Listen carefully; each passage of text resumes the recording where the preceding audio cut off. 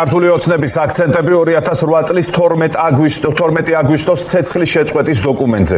იმის ნაცვლად, რომ დღის წესრიგში რუსეთის მხრიდან მისი შესრულების მოთხოვნა იყოს, რეჟიმი მოსკოვისთვის სასარგებლო განცხადებებს აკეთებს და პროპაგანდით დაჩრდილა რუსეთის მხრიდან მისი შეუსრულებლობა.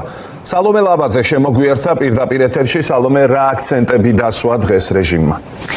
რეჟიმმა შეიძლება ითქვას, რომ აგვისტოს ომთან დაკავშირებით საკუთარი პროპაგანდა დღეს გააფართოვა და სამიზნედ გაიხადა დოკუმენტი, რომელიც ამ დრომდე მისი პროპაგანდის სამიზნე არ ყოფილა. საუბარი არის სწორედ 12 აგვისტოს, ანუ ცეცხლის შეწყვეტის შესახებ დოკუმენტზე, რომელიც საქართველოსა და რუსეთს შორის საფრანგეთის შუამავლობით გაფორმდა 2008 წელს და რომელიც შეგახსენებს, რომ ითვალისწინებს რუსეთის მიერ ცეცხლის შეწყვეტის ვალდებულებას და ვალდებულებას, რომ ოკუპანტმა საქართველოს ტერიტორიიდან საკუთარი ჯარები გაიყვანოს. ქართულმა ოცნებამ კი დღეს იმის მტკიცება წამოიწყო, რომ ეს არის კაპიტულანტური შეთანხმება და შედგენილია რუსეთის პირობები. თუმცა თუ ეს ასეა, მაშინ რატომ არ ასრულებს ამ დოკუმენტით განსაზღვრულ ვალდებულებებს კრემლი უკვე 18 წელია და რატომ ამ დოკუმენტის შესრულება საქართველოს ერთ-ერთი მთავარი ამოცანაც ჩვენ ვცდილობთ საერთაშორისო პარტნიორების დახმარებით კრემლის იძულებას, რომ მან ეს ვალდებულებები შეასრულოს. ამას აკეთებს როგორც ამ დრომდე იყო ცნობილი ოცნების საგარეო უწყებას, თუმცა უკვე დღეს პარტიის ლიდერებისგან გავიგეთ, რომ თავად ამ დოკუმენტშია პრობლემა და შესაბამისად პრობლემა ნაკლებად უნდა მივიჩნიოთ ის, რომ ამ დოკუმენტს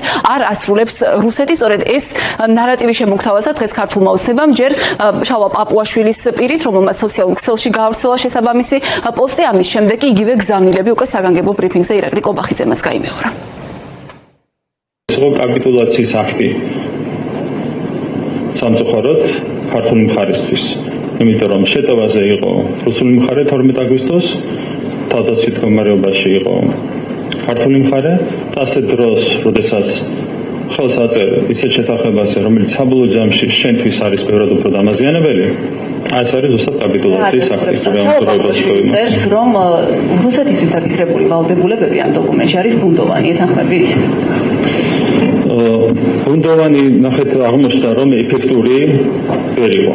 მათ შორის შეიძლება ჩანაწერებიც იყოს ამის მიზეზი, იმიტომ რომ რეალურად თავის ვალდებულებებს არ ასრულებს რუსეთის ფედერაცია. რუსეთი რომ არ ასრულებს ვალდებულებებს, ბატონო, ირაკლი, ის არის სწორედ პრობლემა. იყო ორი მხარე, იყო გარანტორი, ეს შეთანხმება არ შესრულდა, პრობლემა სადღაც არის. რუსეთშია პრობლემა, ბატონო, ირაკლი. გარანტორში ბიჭით ამის დაჯერება. შუაშია, კაცო. ეს არსებობს უნებაში მის შესაძლებლობა დაიწყოს შეთანხმება, რომლის შესრულებაზე რუსეთიც კი უარს ვერ იტყვის, თუ ეს მის ინტერესებს ეწინააღმდეგება. შესაძლებელია თეორიულად ასეთი ვიღაცა გარანტიას რო იღებს რაღაცაზე, ვიღაცა ხელს რო აწერს, უნდა პასუხისმგებლობაც აიღოს რაღაცებზე და გამოჩნდა, რომ არავის არ აუღია რაღაცა პასუხისმგებლობა. გეორგიევსკის ტრაქტატი, რომელიც ერეკლე მეორემ გააფორმა რუსეთთან, ასევე კაპიტულანტური შეთანხმება იყო. გეორგიევსკის ტრაქტატის სხვა მოცემულობა იყო. ამ შეთანხმების ხელმოწერა იყო მნიშვნელოვანი იმ მომენტში ქვეყნის გადარჩენისთვის. ამ შეთანხმების პირობები. რა თქმა უნდა, გეორგიევსკის ტრაქტატის პირობები. შეთანხმება თქვენი ლოგიკით. ბატონო? ანუ ეს შეთანხმება თქვენი ლოგიკით არ ვარდება. ერთმანეთს როგორ ადარებთ? შეიძლება კიდევ ერთხელ გაეუბნებით. ერეკლე მეორე სანამ ცოცხალი იყო, ბოლომდე უზრუნველყო ამ შეთანხმების დაცვა.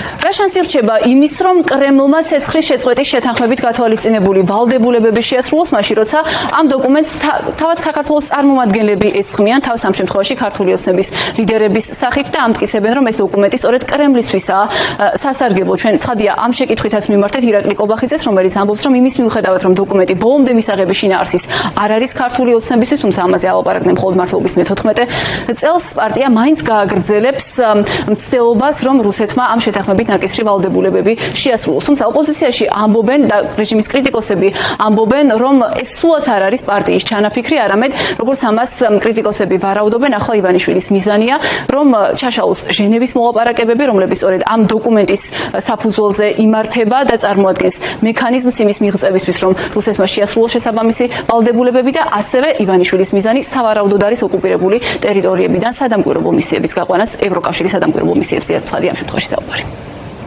რასაც ქართული ოცნება აკეთებს, ეს არის დიდი ხნის სურვილი რუსეთს არ მოწონს ეს შეთანხმება, რუსეთს არ უნდა ჟენევის საერთაშორისო მოლაპარაკებების ფორმატი, იმიტომ რომ იქ ერთი ერთზე არ არის დარჩენილი საქართველოსთან. ერთი ერთზე რუსეთი ყოველთვის შეეცდება, რომ საქართველო დაჩაგროს. იქ მიუკერძოებელი არბიტრები არიან საერთაშორისო ორგანიზაციების და საერთაშორისო პარტნიორების სახით. მეორე რაც რუსეთს არ მოსწონს ევროპის კავშირის სადამკვირვებლო მისია და უნდა რომ სადამკვირვებლო მისია გაუქმდეს, რომ ევროპის კავშირი ამ სახით არ იყოს წარმოდგენილი საქართველოში. ასე უფრო ადვილად შეძლებს მაგალითად ცხინვალის რეგიონის ანექსიას. ის, რასაც ახლა აკეთებს ქართული ოცნება, ეს არის რუსეთის მოსკოვის ძალიან დიდი ხნის სურვილი.